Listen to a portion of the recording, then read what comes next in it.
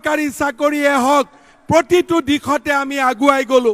আজি মই গৌৰৱেৰে সৈতে ক'ব খোজো যে অহা 14 তাৰিখে এইখন মঞ্চৰ পৰাই আমি অসমৰ 25,000 ডেকা ল'ৰা ছোৱালীক আমি চৰকাৰী চাকৰিত নিযুক্তি কৰিম। আমি 1 লাখ চৰকাৰী চাকৰিত নিযুক্তিৰ সংকল্প লৈছিলো। চৰকাৰী চাকৰিয়ে হওক প্ৰতিটো দিশতে আমি আগুৱাই গলো। আজি মই গৌৰৱেৰে সৈতে ক'ব খোজো যে অহা 14 তাৰিখে এইখন মঞ্চৰ পৰাই আমি অসমৰ 25,000 ডেকা ল'ৰা ছোৱালীক আমি চৰকাৰী চাকৰিত নিযুক্তি কৰিম। আমি 1 লাখ চৰকাৰী চাকৰিত নিযুক্তিৰ সংকল্প লৈছিলো। চৰকাৰী চাকৰিয়ে হওক প্ৰতিটো দিশতে আমি আগুৱাই গলো।